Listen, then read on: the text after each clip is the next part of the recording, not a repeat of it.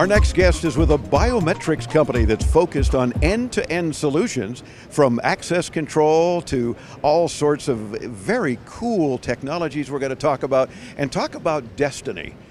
Check out his name. First of all, he's the president of a company called Eyelock, and his name is Allen Ibaugh. Allen, welcome into tomorrow. How are you? Very good, thank you. Good. And this is our 27th year here at CES, covering some of the latest cool innovations. And you certainly are among them with the stuff that Eyelock is doing. Tell me first a little bit more about the company other than my brief intro, and then let's show our audience at intotomorrow.com. If you're listening on the radio, don't worry, don't be watching your radio while you're driving.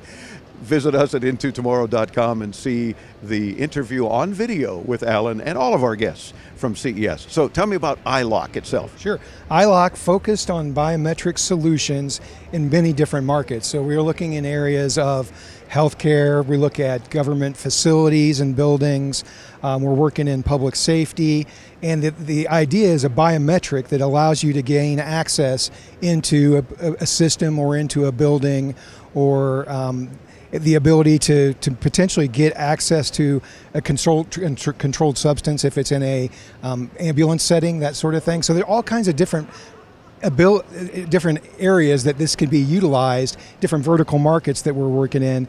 And I think that the idea is that you've got a very secure, and really with Iris, the most secure way to get access to different areas. I would say it's secure. And so I would say that think about it as there's a fingerprint access in a biometric. It's about 1 in 50,000 in terms of the ability to spoof a fingerprint. 1 in 50,000, so your fingerprint can be spoofed. It can be spoofed. You can see them use tape and that sort of thing and take your fingerprint. That absolutely can happen. Then when you get to face, it's about 1 in a million. You get to iris, it's 1 in 2.25 trillion. Basically, we can't spoof your iris. It's very hard to spoof an iris. 1 in 2.5 trillion if you use iris. Yeah, and the thing is that you're, it's really mapping all the different points within, like 120 different points within your iris as we take those, and it's the same since birth. Your irises are the same since birth. They're not going to change. The technology allows us to actually see through glasses. I'll demo that to you. Yeah.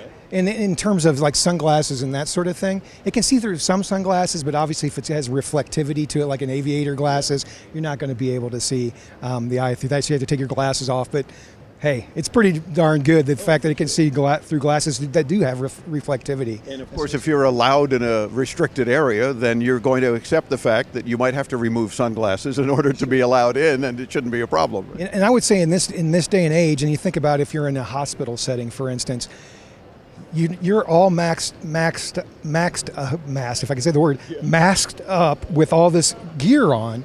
And you're dealing with patients. You don't have time to be, let's take my mask off because I have a facial recognition, or right. You're wearing gloves as always. Do the finger.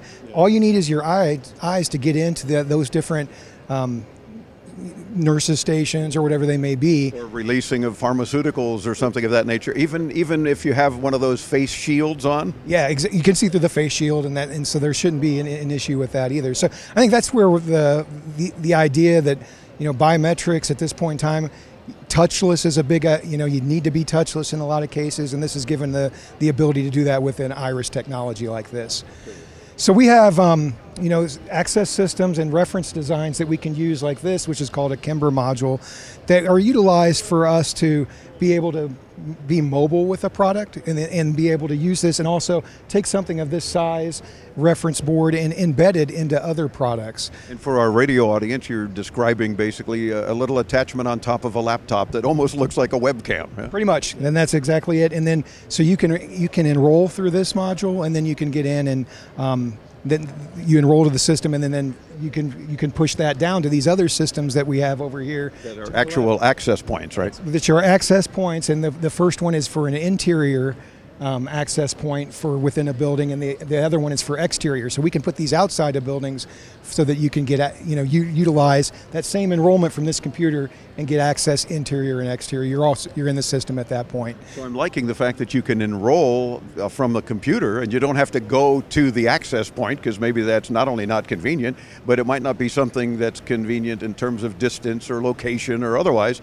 Enroll, mobilely even, and then have access to where you need to be. And I'm noticing the outdoor ones got built-in lights so that if it's dark, you're still covered properly, right? Yeah, and that's the idea, is that to have that flexibility, and really where we're driving the business, and what I see coming in the next phase of the development of our products inside of for Iris is going to be this mobility idea. So, everybody now, as you see nowadays, are utilizing these guys to go just about everywhere. Yeah, so your smartphone's always in your pocket, so let me use it. Yeah, so and maybe it's an attachment to the phone, or maybe it's in the phone itself, but that's where we're headed, to make sure that we can enroll from a mobile standpoint and also be able to potentially produce access control that is mobilely enhanced as well. And I would say the other part to this is it's not just access control, but we utilize these systems for a time and attendance type of application. So, people are coming into work, and when do they leave work, and that sort of thing. Instead of punching a card the old days with a time clock, just simple iris control. 100%. That's exactly the idea of how we could utilize these systems too. So we're doing quite a bit in that space, and we've got the right technology teams that, depending on what you're using internally for your payroll systems and that sort of thing that deal with time and attendance, we do those integrations with those systems as well. So it's, yeah. It sounds like you and your team are working on every aspect that one could think of that's going to solve various problems, and you're doing just that. What about those that are concerned about maybe multifunctional or multi-factor authentications of some sort? I mean, as if Iris, at the 1.2 trillion chances of somebody being able to trick it, but maybe they still need a multiple. Yeah, absolutely, and we support that. We're actually doing quite a bit of the newer products that we're bringing in will be both a face recognition and an iris recognition. So you can do multi-factor. We can also, with the same piece of gear. With the same piece of gear. And we could also do it where we multi-factor that are, depending on what's already set up at a particular operation in terms of security, it could be a card plus a iris. I mean, I would rather them be more biometric, but certainly it takes time to move people out of certain technologies and into others. So the good part about us is we're flexible.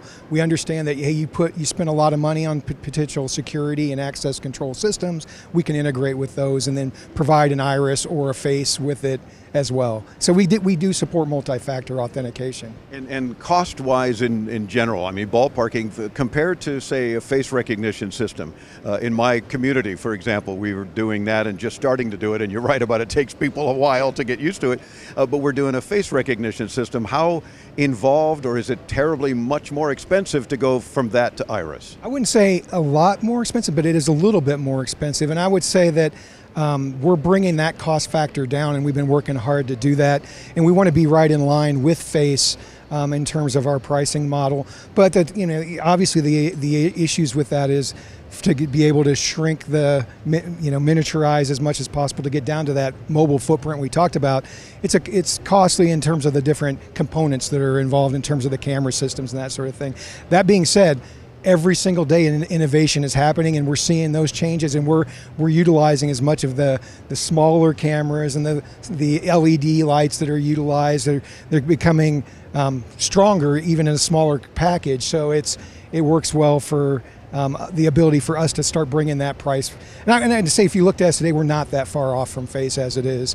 But again, you're also getting the upside of that is you're getting the most secure biometric with the iris as well. So that you got to think about. So just slightly into tomorrow, we're there in terms of price matching, as you say, with what has become more and more common facial recognition. So let's take it that next secure step further, right? Yeah, exactly. That's it. That's right. Yep. And as we've seen with what you've demoed, it's very quick.